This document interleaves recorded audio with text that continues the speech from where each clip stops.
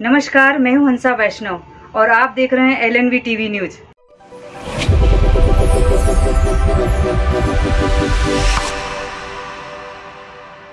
नमस्कार, स्वागत है आपका। मैं हूं डॉक्टर एलन वैष्णव। आत्मनिर्भर भारत योजना के तहत भारत सरकार लगातार कार्य कर रही है। भारत को आत्मनिर्भर बनाना, भारत के जो रहवासी हैं, नागरिक हैं, उनको आत्मनिर्भर बनाना, अर्थव्यवस्था को मजबूती प्रदान करना, इसके संबंध में भारत सरकार लगातार कार्य कर रही है। अब आम जनमानस तक जानकारी पहुंचाने के लिए पत्रकार वार्ता के माध्यम से यह कार्य किया जा रहा है। बात कर रहे हैं मध्य प्रदेश के दमोह की। दमोह जिला मुख्यालय पर भारतीय जनता पार्टी कार्यालय में एक पत्रकार वार्ता का आयोजन किया गया। दमोह संसदीय क्षेत्र के सांसद राहुल सिंह लोधी विशेष रूप से उपस्थित थे, तो उनके साथ उपस्थित थे भारतीय जनता पार्टी के दमोह जिले के अध्यक्ष श्याम शिवहरे। सांसद राहुल सिंह लोधी ने भारत सरकार की उपलब्धियों को गिनाया। उन्होंने कहा कि जीडीपी को किस प्रकार हम मजबूत कर रहे हैं, किस प्रकार उछाल आ रहा है, अर्थव्यवस्था किस प्रकार मजबूत करने का क्रम जारी है। वहीं दूसरी ओर जीएसटी की जो दरें हैं वह भारत सरकार ने कम की है और जीएसटी की दरें कम होने के कारण आम जनमानस को लाभ हो रहा है। लागत कम व्यापार में और मुनाफा अधिक हो रहा है। अब आम जनमानस राहत की सांस ले रहा है। भारत सरकार का एक ही लक्ष्य, प्रत्येक व्यक्ति के उत्थान के लिए, उनको लाभ पहुंचाने के लिए वह विभिन्न प्रकार की योजनाओं को लेकर कार्य कर रही है।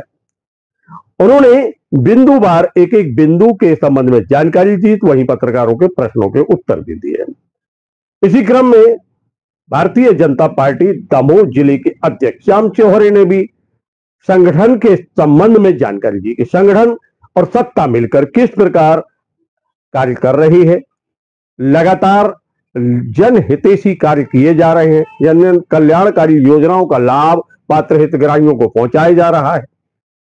क्या कह रहे हैं सांसद राहुल सिंह और क्या कह रहे हैं दमोह के भारतीय जनता पार्टी के जिले के अध्यक्ष श्याम शिवहरे।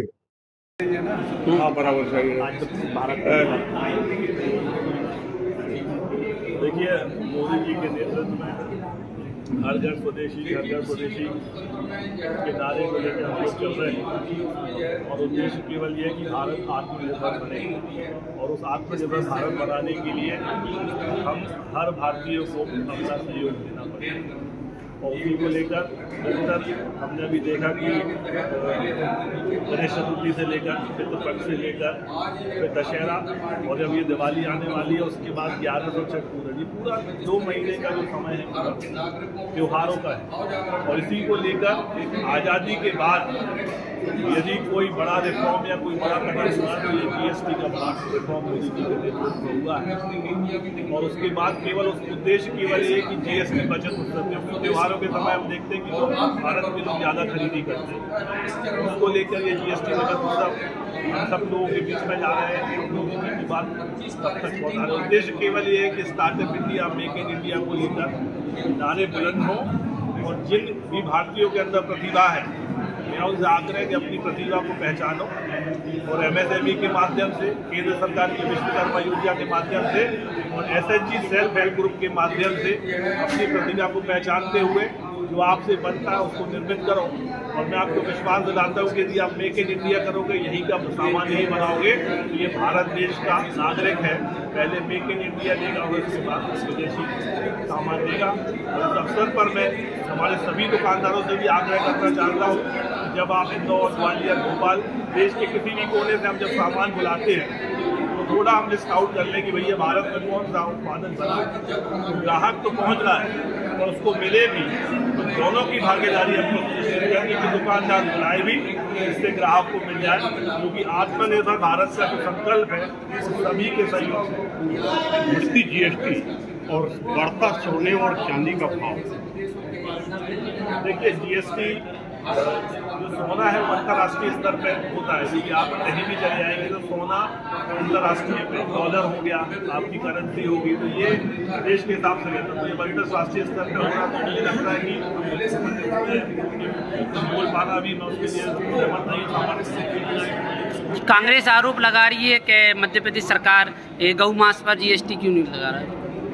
कांग्रेस को कोई काम नहीं आरोप लगाने के लिए। राहुल गांधी बोलते गवर्निंग टैक्स 2017 के पहले 37-38% टैक्स ले रहे थे, उसको घटाकर हम लोग 28 लेके आए और उसको घटाकर 18 पे लेके आए। तो कांग्रेस को अब ये तय नहीं कर पा रही कि करना क्या है। कांग्रेस की बातों पर ध्यान देने का काम नहीं है। विकसित भारत आत्मनिर्भर भारत का जो रास्ता हमने तय किया है उसको लेकर हम लोग काम कर रहे हैं, उसको लेकर आगे निश्चित ही अच्छा विषय आपने उठाया। अभी जिला कलेक्टर से मैं बात करूँगा, जल्दी में कोई नया तरह निकालते हैं, क्योंकि पिछली बार दिवाली पे हमने देखा था कि पटाखों के रेट बहुत ज़्यादा हो गए। तय समय के पहले से निश्चित करके निकालेंगे कि पटाखा व्यापारी को भी नुकसान ना हो और आम जनमानस को बच्चों को पटाखे सही हो। बात के लिए लंबी कतारें देखी जा रही है और किसान बहुत जल्दी परेशानी। निश्चित ही मैं आपके चैनल के माध्यम से कहना चाहता हूँ, सरकार निरंतर कार्य कर रही है, स्थानीय स्तर पर हम लोग भी कार्य कर रहे हैं। थोड़ा बहुत आगे पीछे हो सकता है, पर पूरे जिले में कार्य समय से पहुँचने के लिए पार्टी का एक 3 माह का अभियान चल रहा है, जिसमें आत्मनिर्भर अभियान और हर घर स्वदेशी यह अभियान। आपने देखा है जिस तरीके से विदेशी कंपनियां और विदेशी शक्तियों ने भारत को तोड़ने के लिए दबाने का जो काम किया, टैरिफ को बढ़ाया, उससे हमें एक भारत में ये बोलता हूँ पहले से आत्मनिर्भर था, लेकिन हमारे देश की पूर्ववर्ती सरकारों की द्वारा जो नीतियाँ बनाई गई थी उसके कारण से हम एक विदेशी शक्तियों के बीच में फंस गए थे। धीरे धीरे मोदी जी के नेतृत्व में देश विकसित राष्ट्र के रूप में आ रहा है, आगे बढ़ रहा है। इसका डर निश्चित रूप से विदेशी शक्तियों को दिखने लगा है। उस डर को ख़त्म करने के लिए जिस तरीके से हम स्वदेशी अभियान को चला रहे हैं, हर घर स्वदेशी का भाव जागेगा, घर घर स्वदेशी के प्रोडक्ट खरीदे जाएंगे, हमारी निर्भरता भी देश पर बढ़ेगी और हमारे देश में उद्योगों का भी विकास होगा, रोजगार का भी विकास होगा। और जिस तरीके से रेटों का निर्धारण विदेशी शक्तियों के हाथ में पहुंच रहा था, उस कुचक्र से भी हम भारत बाहर निकल आएगा। मैं आदरणीय मोदी जी का बहुत बहुत धन्यवाद ज्ञापित करना चाहता हूं कि उन्होंने अपने पिछले 10 वर्ष के कार्यकाल में जिस तरीके से मोदी जी ने इस देश को परम वैभव तक पहुंचाने के लिए जो निरंतर काम किया है, उसका परिणाम है कि आज स्वदेशी का भाव घर घर तक लोग अपनाने के लिए लालायत हैं और 3 माह में यह अभियान भारतीय जनता पार्टी घर घर पहुंचकर भी चलाएगी। आम जनमानस को जानकारी देने के लिए इस पत्रकार वार्ता का आयोजन किया गया था, क्योंकि एक माध्यम होता है। सरकार जो अपनी बात कहना चाहती है वह पत्रकार के माध्यम से कहती है, पत्रकारों के समक्ष ये जानकारी दी जाती है और फिर पत्रकार प्रकाशित और प्रसारित करते हैं, और जिसके बाद आम जनमानस तक जानकारी पहुंचती है कि सरकार क्या कर रही है, क्या क्या वह कदम उठा रही है, कितनी प्रकार की योजनाओं का संचालन कर रही है और उन योजनाओं का कितना लाभ आम जनमानस को मिल रहा है। और इसी उद्देश्य को लेकर इस पत्रकार वार्ता का आयोजन सत्ता और संगठन दोनों ने मिलकर किया। मित्रों नमस्कार, आप हमारे इस चैनल को लाइक करें, कमेंट्स करें और सब्सक्राइब करें।